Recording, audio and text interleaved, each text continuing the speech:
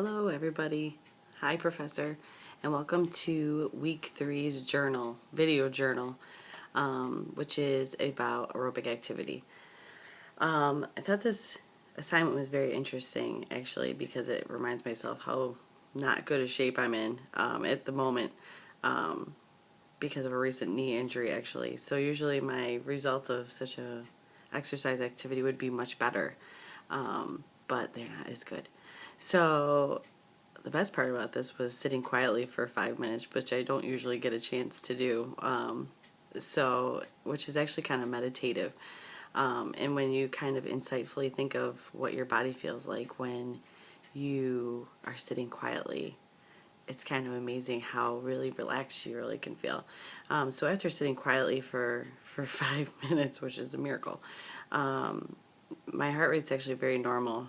It's at about 72 beats per minute, and my respiration rate was at 14 respirations per minute. And I calculated the heart rate by taking my pulse for 10 seconds and multiplying it by 6, which would be 60 seconds, so 72 beats per minute. And very little, if I just sit here kind of in a meditative state, you kind of notice that you don't really move at all. And really all you're doing is breathing, if anything. And you kind of pay more attention to your breathing, actually, I noticed. And how deeply you breathe, how long it takes between breaths, things like that. It makes me think about that more than anything. So during exercise, this was really hard because normally I'm pretty in good shape anyway. So doing jogging in place for 3 minutes wasn't too bad actually, and that was kind of a nice little warm up. And my heart rate automatically went up to about 100 beats per minute after that. And I wasn't like sprinting or doing anything. I was just kind of jogging leisurely for 3 minutes. So if I had really stepped it up a notch and did like speed running in place, it probably would have jumped to about 120 or so, which is usually my general exercising heart rate. The push-ups were the most challenging part, and I think that was where my heart rate really jumped up, because I'm doing body weight supported closed chain exercises, having to lift my own weight. So, and actually the 3 minutes was very long, and I'm only able to do about 10 at any given time with lots of breaks in between. So after 3 minutes, I was probably only able to do about 35 push-ups. It took me a long time. I had to do 10 and then rest for a couple minutes, or rest for 30 seconds, do 10 more, and then rest another 30 seconds. So I really only did 35.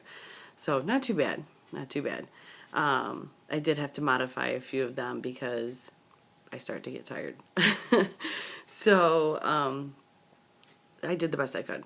But during that, I took my heart rate right after I was done doing both of those activities, so about 6 minutes worth of exercise, which only probably 3 minutes without stopping, and then the next 3 minutes I had to stop for 30 seconds in between sets of push-ups. So at that point, my heart rate was up to about 120 beats per minute. And automatically you notice the effects of exercise. So now you feel your breathing is heavier. My respiratory rate went up to about 25 breaths per minute instead of 14. My muscles are very tired, very stiff, very sore because I haven't exercised in a very long time. I also started to sweat a lot. So now my muscles are starting to get warmed up. My body is requiring more circulation, so I am starting to sweat. So I sweat a lot actually.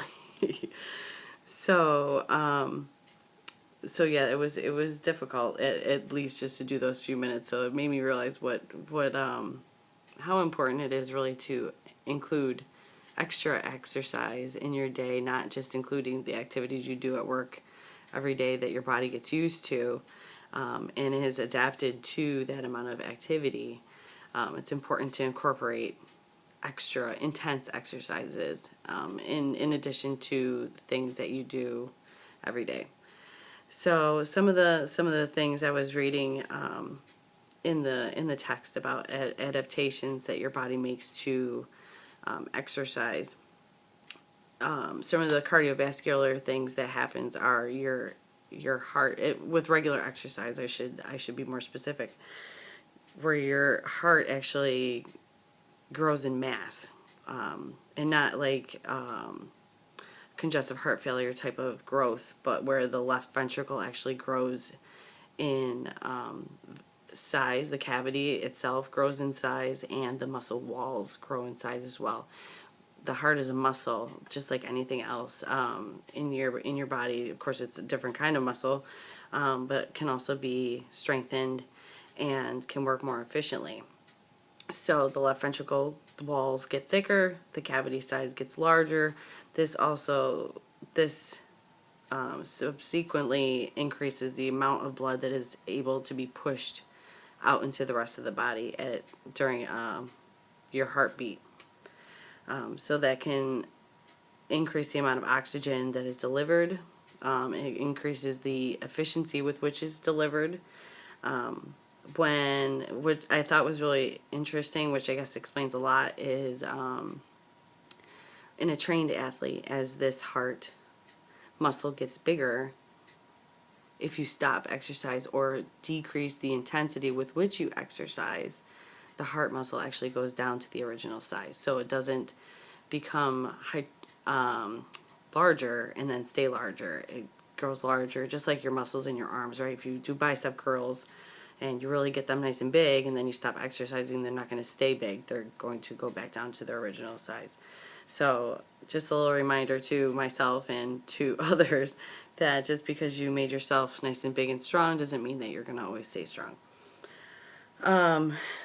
The nervous system, what I read in the text was training reduces the sympathetic nervous system's catecholamines. I hope I said that right. That those decrease blood pressure during exercise and at rest. It also increases the kidney's ability to remove sodium, which also in turn decreases blood pressure. Your pulmonary adaptations is increasing your VO2 max, or your ability to deliver oxygen and uptake oxygen. It works more efficiently. Your muscle mass grows larger and is able to take up more oxygen more efficiently. So some really interesting things. I think the most important thing I kind of took from this chapter this week was there are some really interesting charts in the text that compared inactivity to activity for males and females, which I think was really important to point out. Even though we're kind of close, but still behind males as far as some of our levels and things, I think it was important to point out the huge differences in the body's ability to function and to function more efficiently and more healthy when activity increases. I think there was one I wanted to point out in the text that was a big chart that happened to show all of the chemical levels that increase with exercise. Glycogen being one of them, cholesterol levels, how for instance, the HDL levels increase, which is a good thing with exercise, which is your good cholesterol, and decreases your LDLs, which is a good thing too, because then it lowers your risk of stroke.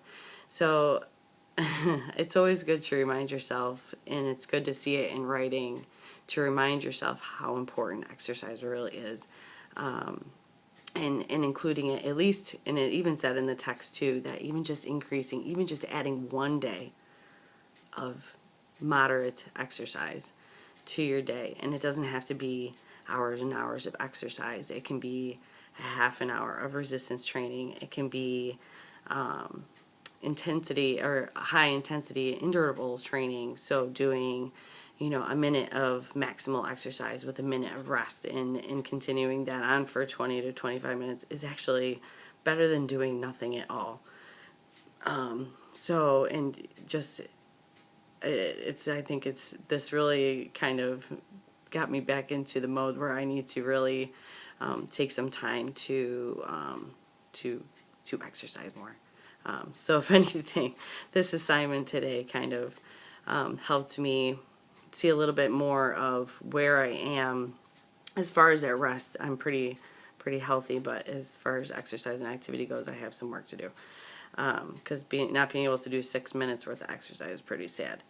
So lots of interesting things in this chapter this week, and it's almost overwhelming, the amount of information that is available about what your body does with activity when it's given a challenge, and how well it adapts to your body's need for more power, more energy, and things like that. So very interesting chapter. I hope I did a good job. It's always nice to actually, you can actually see my face now. I know I'm usually just words and typing. So so again, thank you very much, and I hope you enjoyed this, and we'll talk to you soon.